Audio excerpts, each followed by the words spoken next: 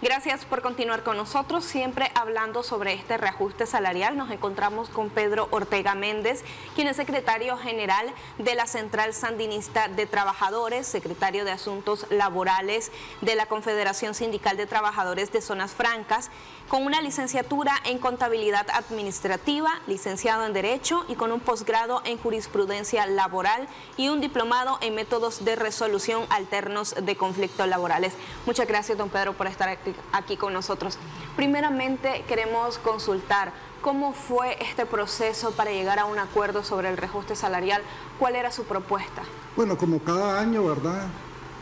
El Ministerio del Trabajo llama a todas las centrales sindicales, también los empresarios y también, bueno, el gobierno es también generador de empleo, ¿verdad? Cada año, en la segunda semana del mes de enero,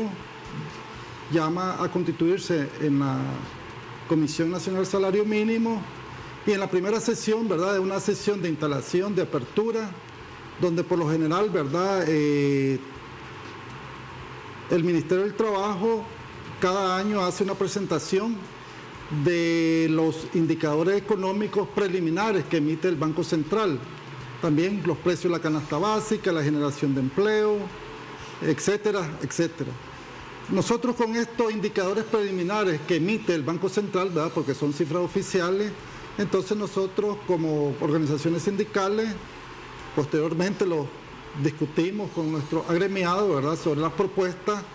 a presentar, ¿verdad?, ya sea en la segunda, en la tercera sesión del salario mínimo.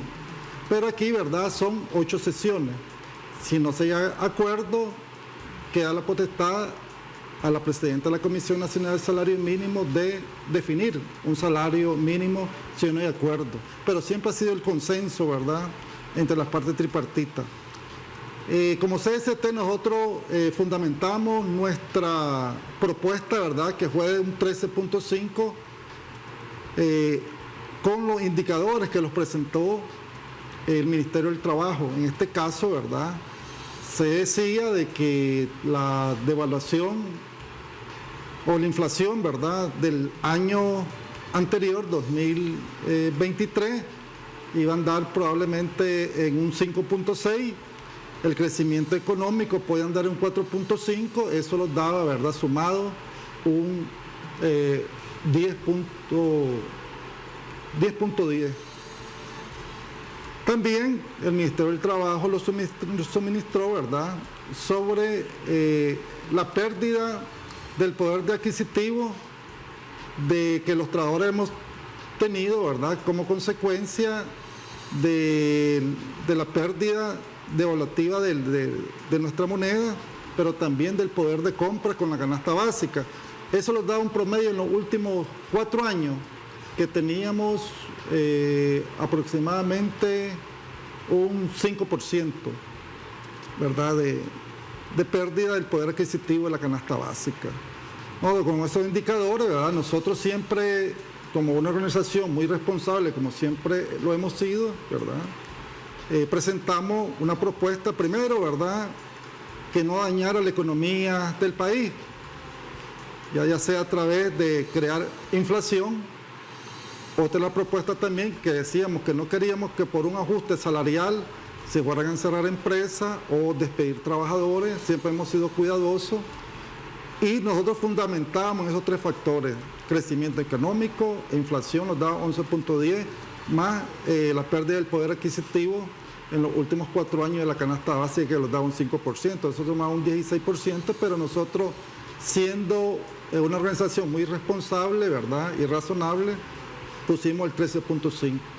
Esa fue la propuesta, ¿verdad?, nosotros que la presentamos fundamentado en datos estadísticos y datos también oficiales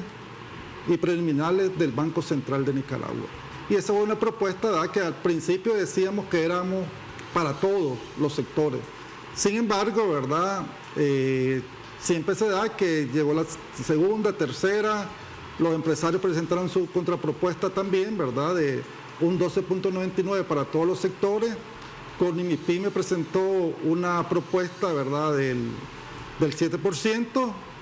y ahí empezamos lo que sería, ¿verdad?, ya las negociaciones Y posteriormente, pues, otras dos organizaciones presentaron el 12% y otra organización, la CTN, otro 12% y la CGT Independiente, otro 12%. Entonces después, al ver que no había, ¿verdad?, un acuerdo que pensamos que iba a haber ya en la cuarta sesión, entonces varias organizaciones sindicales, pues incluida la CST José Benito Escobar, ¿verdad?, y otras 10 organizaciones, incluida la Central Sandinista de Trabajadores, lo sentamos, ¿verdad?, y presentamos una única propuesta, de que fue, ¿verdad?, de un 14% para todos los sectores, un 10% para las MIPYME y un 16% para lo que serían los trabajadores del campo.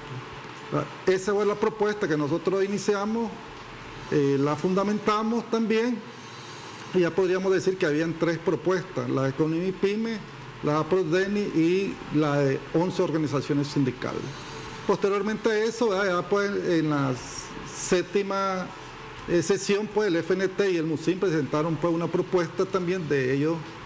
del 10.1, fundamentado solamente en el crecimiento económico, en la inflación que pues quedaba 10.1, pero no estaba la argumentación, ¿verdad?, de la pérdida del poder adquisitivo de la canasta básica en los últimos 5 años, ¿verdad? Y después de varias discusiones y las fundamentaciones también económicas, bueno, también podríamos decir que la propuesta nuestra era una propuesta también de minoría, pero ahí lo que es el consenso y el tripartismo lo que buscamos, ¿verdad? Entonces, por la viabilidad también económica, porque también muchos empresarios han dicho pues que el 12 o el 13 era demasiado, que no podíamos dañar la economía del país. También las pequeñas empresas pues decían de que ellos un 10% también no era viable para ellos, pues porque también podíamos destruir empleo, ¿verdad?, en las MIPYME, pero sugerencias también que lo hicieron también parte del sector privado, ¿verdad?, que no tenga PRODENI, hicieron pues el llamado pues también a que pensáramos como Nicaragua y pensando también en mantener la macroeconomía de este gobierno, ¿verdad?, y también la generación de empleo. Entonces acordamos de forma tripartita el 10.1, pero para todos los sectores, y ese fue el acuerdo que llegamos, ¿verdad?, entre todos los sectores, pues, y en la séptima sesión, que ha sido una de las negociaciones en los últimos años, pues, tal vez la más ardua, donde más debate hubo, pero también hay una lección aprendida, pues, de que al menos ya 11 organizaciones quedaron unidas, pues, para en los próximos años, pues, presentar propuestas salariales en conjunto, pues, y no tal vez por cada organización sindical. Ahora, don Pedro, me gustaría saber cuál de los sectores fue el más beneficiado, porque acá podemos encontrar que el salario mínimo más bajo quedó establecido en el sector agropecuario, por ejemplo, son 5.721 córdobas, pero en el sector de construcción, sistema financiero y seguros quedó en más de 12.000 córdobas, 12.803 córdobas el salario mínimo. Al fin y al cabo, ¿a qué sector llegó a beneficiar más o de qué forma se llegan a ver mejores condiciones para estos sectores? Bueno, los mayores beneficiados, ¿verdad?, son los sectores, especialmente la construcción, que es donde está el mejor salario, ¿verdad? Después están los seguros, el sistema financiero, y también están otros sectores, ¿verdad?, como el sector de la minería, ¿verdad?, que son los 3, y también, bueno, ya es Zona Franca, que está dentro de los 4 mejores salarios, pues, de Nicaragua. Entonces, si nosotros miramos, en este caso, ¿a quién más beneficiamos, verdad?,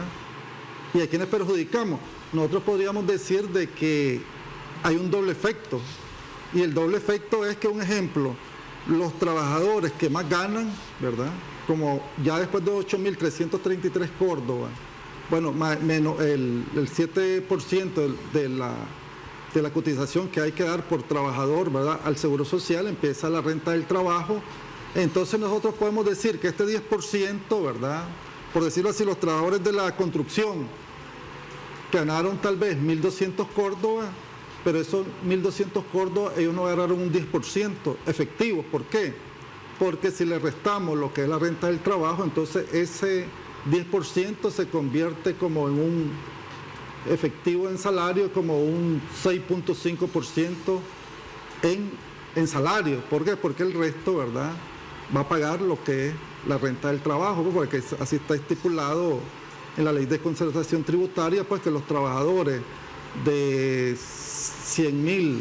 a 200.000 córdobas que ganen al año tienen que pagar, ¿verdad?, lo que es la renta del trabajo.